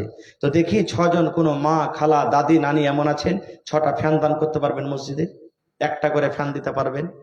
বাড়িতে যদি লাইন না থাকে তাহলে আমরা বাড়িতে টিকতে পারি না, থাকতে পারি না, কত গরম, গাছের তলাতে চলে যাই, এখানে চলে যাই, ওখানে চলে যাই। আমার মুসাল্লিগণ নমাজি ভাইরা নমাজ পড়িতে যাবেন, আপনার দেওয়া পাংখাতে যদি ওখানে ভালোভাবে খুশু খুজুর সাথে নামাজ পড়ে, ইনশাআল্লাহ নেকির হকদার আপনি হয়ে যাবেন। তো দেখি 6 জন আমার মা, খালা, দাদি, নানি কেমন আছেন? একটা করে ফ্যান, কেউ চাইলে 2টা করে, কেউ চাইলে 3টা করে, বেশি নেই 6টা লোকের কাছে আমি 6টা ফ্যানের আবদার করলাম। দেখি কেউ পারবেন দিতে? যারা দিয়েছেন তাও, না দিয়েছেন তাও। এবং দেখি রঙের দরকার আছে, মসজিদের রং হবে, এক ডাব্বা রঙের দাম মোটামুটি 4000 লাগবে নাকি মৌলানা? মোটামুটি 3 থেকে 4000 টাকা লাগবে। তো দেখি 5টা ডাব্বা রঙের দাম কে দিতে পারবেন? 1000, 2000, 500, 100, 200 করে করে। মায়েরা, খালারাকে বলবো, নাকের, কানের, গলার, পায়ের, হাতের এই সমস্ত গহনা গাঠি গেলে আপনারা কেউ আছেন দিতে পারবেন? কয়েকদিন আগে কাঠিয়ারে আমি জালসা করছিলাম, একজন আল্লাহওয়ালি মহিলা কান থেকে 8 আনা ওজনের বালি খুলে মসজিদের জন্য দান করে দিয়েছেন। একজন মহিলা 10 আনা ওজনের বালি খুলে দান করে দিয়েছেন। বর্তমানে 8 আনা বালির দাম মোটামুটি ৭০,০০০ টাকা। দেখি কোন আল্লাহর বান্দি আছেন, আল্লাহর ঘরের জন্য আমি কান থেকে একটা বালি দিয়ে দেব, নাক থেকে নাকমণি দিয়ে দেব, গলা থেকে একটা হার দিয়ে দেব, হাতের একটা আংটি দিয়ে দেব, পা থেকে পায়েল খুলে দিয়ে দেব। গত রাতে একটা জালসা ছিল আমার পূর্ণিয়া জেলাতে, আমি একটা ছাগলের আবদার করলাম। দেখি কোন আল্লাহর বান্দি এমন আছেন একটা ছাগল দান করবেন? সুবহানাল্লাহ। একজন মহিলা আল্লাহ সমাজ একটা বড় ধরনের খাসি দিয়ে পাঠিয়ে দিয়েছেন। মৌলানাকে বলেন এলান করে দিও, আমি সকালে দিয়ে দেব। আমি একটা আল্লাহবাহী একটা খাসি দিয়ে দিলাম। এরকম কোন মা, খালা আছেন যে আল্লাহর ঘরের জন্য একটা বকরি দান করতে পারবেন? এবং শেষের বেলাতে ভাই, শেষের বেলাতে 1 বস্তা করে সিমেন্টের দাম, দেখি কোন আল্লাহর বান্দা, আল্লাহর বান্দি আছেন। 6টা ফ্যানের আবদার করলাম এবং 10টা লোকের কাছে আমি 1 বস্তা, 2 বস্তা, 3 বস্তা, 5 বস্তা করে সিমেন্টের আমি আবদার করলাম। দেখি কোন আল্লাহর বান্দা আছেন আল্লাহর ঘরের জন্য দিতে পারবেন। এবং শেষের বেলাতে 2 টাকা, 5 টাকা, 10 টাকা, 50 টাকা, 1 টাকা, যার কাছে যেটা আছে আপনারা নিয়ে সেখানে হাজির করে দেন। বুন্দে বুন্দে তালাব ভরে। আল্লাহ তাআলা কোরআনে বলেন, লাইন শাকারতুম লাযিদান্নাকুম। হে আমার বান্দারা, আমি যে নিয়ামত দান করেছি তোমাদেরকে, আমার রাহে খরচ করে শুকরিয়া আদায় করো, আমি আল্লাহ তাআলা আরো বেশি বেশি করে তোমাদেরকে দান করব। ওয়ালা ইন কাফারতুম, আর যদি আমার শুকরিয়া আদায় না করো, আমার যদি না শুকরি করো, ইন্না আযাবি লাশাদীদ, আল্লাহ বলছেন আমার আযাব কঠোর আযাব, সখত আযাব। সুবহানাল্লাহ। তো ভাই আমার আসেন তো দেখি, বিসমিল্লাহ করে একটা পাংখাকে দিতে পারবেন? ছাদ পাংখা কেউ নেই? কোন আল্লাহর বান্দা নেই? বিসমিল্লাহ করেন। এত বড় পিন্ডাল, এত বড় মাহফিল, কোন বড় জিনিস আপনাদের কাছে চাইনি, মাত্র 6টা ফ্যান চাইছে আপনাদের কাছে। কত টাকা আসছে, কত টাকা চলে যায়, পান, পুড়িয়া, মধু, গুটকা, খাইনি, বিড়ি, তাম্বাকু, কত টাকা আপনার শেষ হয়ে যায়। আর একটা ফ্যান আল্লাহর রাহে আপনি যদি দিয়ে দেন, মত হয়ে যাবে, কবরে চলে যাবেন। সুবহানাল্লাহ। এটা সাদকায়ে জারিয়া, কবরে নেকি অনলাইন আপনার ঢুকতে থাকবে। আল্লাহ রাসূলের হাদিস, মানুষ যখন মারা যায় সমস্ত আমল তার বন্ধ হয়ে যায়, 3টা জিনিস ছাড়া, 3টা আমল ছাড়া। তার মধ্যে হলো একটা সাদকায়ে জারিয়া।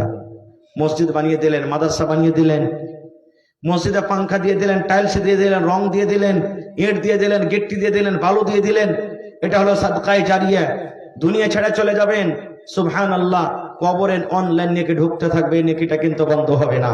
তো দেখি আজকে আমার কোন মা, খালা, দাদি, নানি আছেন, একটা প্রথমে বিসমিল্লাহ করবেন। একটা ফ্যান কেউ নেই? কে দিয়েছে? মাশাআল্লাহ, আমার ভাই সুরাজ শেখ 1 ফ্যান দান করে দিয়েছেন। নারে তাকবীর। মাশাআল্লাহ, 5টা বেঁচে গেছে। তাহলে ইনশাআল্লাহ হিম্মতে বান্দা মাদাদে খোদা। ওহরে মুসলমান তোরা হারশ না ঈমান, ওহরে মুসলমান তোরা হারশ না ঈমান। নামাজে পড়ো, রোজা রাখো, নামাজে পড়ো, রোজা রাখো, আর পড়ো কোরআন। ওরে মুসলমান তোরা হারশ না ঈমান। যদি করো নামাজ রোজা, থাকবে না তোর পাপের বোঝা। যদি মানো পাক কোরআনের কথা, থাকবে না তোর গুনাহ খাতা। পলসে রাত পার করিবেন, পলসে রাত পার করিবেন, খোদা রব্বে দো জাহান। ওরে মুসলমান তোরা হারিস না ঈমান। মাশাআল্লাহ, জাযাকাল্লাহ, হায়াকাল্লাহ, বারাকাল্লাহ। রব্বানা যালামনা আনফুসানা ওয়া ইল্লাম তাগফির লানা ওয়া তারহামনা লানাকুনান্না মিনাল খাসিরিন। রব্বানা আতিনা ফিদ দুনিয়া হাসানা ওয়া ফিল আখিরাতি হাসানাতাও ওয়া কিনা আযাবান নার। হে রব্বুল আলামিন, তোমার ঘরের জন্য তোমার একজন বান্দা সুরাজ শেখ নামে আল্লাহ জি একটা ছাদ পাঙ্খা দান করে দিয়েছেন। আল্লাহ তার দানকে তুমি কবুল করে নাও। মনের আশাকে আল্লাহ পুরা করো, রোজ রোজগারে আল্লাহ বরকত দাও, কামাই ধামাইতে আল্লাহ বরকত দাও, দুনিয়ার ভেজাল দুনিয়ার ফিতনা থেকে আল্লাহ বাঁচিয়ে রাখো। এই আল্লাহ হাতে টাকাতে পয়সাতে বরকত দাও। আল্লাহ জি আত্মীয় স্বজন যারা বেঁচে আছেন ভালো রাখো, আর যারা কবরে চলে গেছেন জানি না রে মাওলা তারা কবরে কি হালাতে আছে। আল্লাহ তাদের কবরে তুমি জান্নাতের বিছানা দিয়ে দাও। আল্লাহ তার এই কবরকে তুমি নূর দিয়ে মনোহর করে দাও। রব্বানা তাকাব্বাল মিন্না ইন্নাকা আনতাস সামিউল আলিম। আমিন আমিন। 2 নম্বরে নেই ভাই কেউ, 2 নম্বরে দেনাওয়ালা কেউ নেই। একজন না পারবেন 2 ভাই মিলে দেন, 2 বোন মিলে দেন, 2 যা মিলে দেন, 2 বন্ধু মিলে দেন। যে চল রে আমি 500 টাকা দেব, তুই 500 টাকা দে, কিংবা আমি 1000 টাকা দেব, তুই 1000 টাকা দিয়ে একটা ফ্যান চল মসজিদে দিয়ে দিই। এরকম কেউ নেই। এবং শেষের বেলাতে 2 টাকা 5 টাকা 10 টাকা যার পকেটে যেটা আছে ভাই, শেষের বেলাতে আপনারা স্টেজে দিয়ে চলে যান। কারণ কোন আমলে আল্লাহ রাজি হয়ে যাবেন, বুন্দে বুন্দে তালাব ভরে। 1 ফোঁটা করে মেঘ হয় বোঝা যায় না, এক জায়গাতে হলে সুবহানাল্লাহ একটা পুকুর একটা সমুদ্র হয়ে যায়। এই মতো আপনি 10 20 100 200 500 1000 এই করে করে করে আপনি যখন দিবেন, এক জায়গাতে একটা মোটা ধরনের দান হয়ে যাবে। তো শেষের বেলাতে যার পকেটে যেটা আছে ভাই, আল্লাহর রাস্তে আল্লাহর ঘরের জন্য কখন আল্লাহ আপনার উপরে রাজি হয়ে যাবে আল্লাহ জানে। আল্লাহ তাবারাক ওয়া তাআলা রাসূল বলেছেন, মান বানা লিল্লাহি মসজিদান বানাল্লাহু লাহু বাইতান ফিল জান্নাহ। আল্লাহকে রাজি করার জন্য আল্লাহর ঘর মসজিদ যে বানাবে, আল্লাহ তাআলা তার জন্য জান্নাতের ভিতরে একটা ঘর বানিয়ে দিবেন। সুবহানাল্লাহ, মাশাআল্লাহ। কি নাম? আহা, বেনামিতে।